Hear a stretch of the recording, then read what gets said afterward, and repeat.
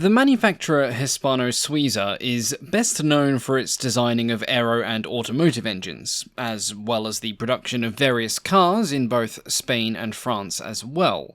But the company also made a brief attempt at designing aircraft, and this may have continued had things not been rudely interrupted by the Spanish Civil War. Completed in 1930, the Hispano-Suiza E-30 was the company's first domestic design.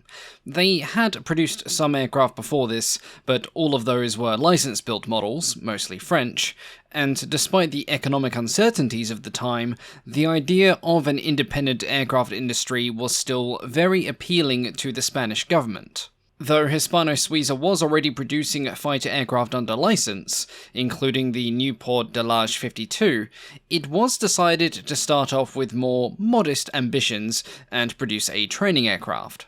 Designed by André Bedouasseur, a Frenchman living in Spain who worked closely with the company, the E-30 was a two-seat parasol-wing monoplane.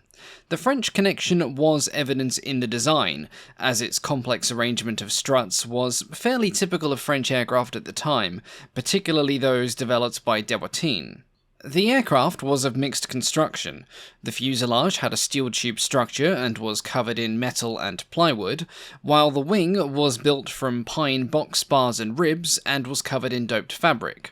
As it was designed as a trainer, and would thus spend time bouncing between various airfields, where young, inexperienced aviators would spend many hours learning how to not fall out of the sky, hopefully, an emphasis was placed on ease of maintenance and reliability. A design feature that would make the E-30 particularly easy to handle was the undercarriage, as takeoff and landing was viewed to be the most dangerous part of a pilot's training. It was built with a wide track of 2.6 meters for stable ground handling, featured differential braking, and was reinforced to take the expectedly rough landings of rookie pilots. First flown in 1930, the prototype E-30 was initially powered by a 11.76-litre, 180-horsepower Hispano-Suiza 8AB liquid-cooled V8. It had a wingspan of 12 meters, a length of 7.95 meters, and a height of 3.53 meters. Unfortunately, the performance figures of the first prototype are not known, as during an early test flight it caught fire, though luckily the pilot and observer were both able to bail out safely.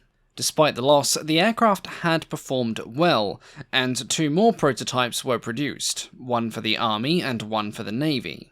These were powered by the 220-horsepower Hispano Wright QA.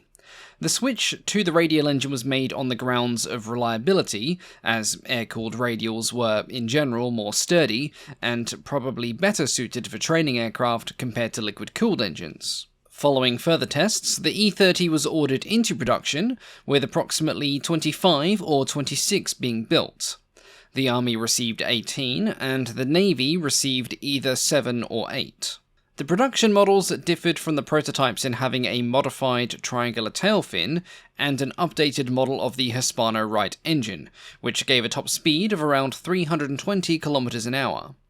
The Army version was fitted with Handley Page slots and a town end ring, and the Navy version had folding wings, and may have had slightly modified radio equipment as well, but exact source information on this seems to be non-existent.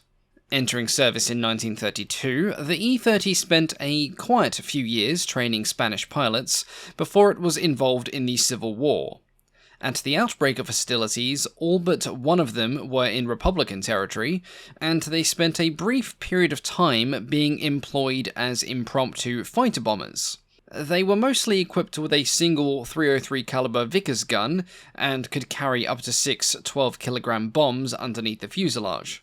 However, the arrival of superior Soviet R-5s soon related the E-30 back to its role as a training aircraft, and this it performed until the end of the war, when the surviving aircraft, 13 in total, were captured by nationalist forces. Despite being an obsolete airframe by 1939, the E-30 remained in service as a trainer for a remarkable amount of time.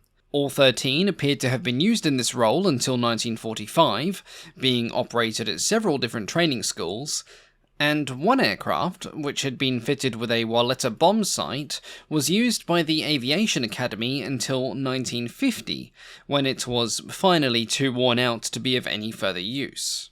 As it turned out, this obscure aircraft would be the company's most successful design, as its only other produced model, the E-34, was not viewed favourably by the Army, received limited naval attention, and the Spanish Civil War led to the company essentially splitting in two, with the French-operated Hispano-Suiza focusing on aero-engine development, and the Spanish-operated Hispano-Aviación working on producing aircraft under license, though they would eventually produce a couple of designs following the Second World War. But that's a topic for another day. As always, thank you all so much for watching, and a big thank you, of course, to the Patreon supporters, whose details I can finally update now that I'm back home after my trip. I'm going to post some sort of recap video once I'm over the worst of the jet lag. In fact, I'll probably include it in the next Rex Rambles video, along with answering some Q&A stuff as well. A big thank you, of course, to our Wing Commander tier patrons, our highest tier members, and a warm welcome to Ricky Reeves, who is the newest member of this special group. In the near future, I'm going to be putting up a heap of stuff on Patreon from my visit to Riyadh, photos, videos, etc., so please keep an eye out for some aviation eye candy in the near future. But for now, I'm going to get back to work and slowly getting over my jet lag, and thank you all so much for your continued support, and I'll catch you all next time. Goodbye.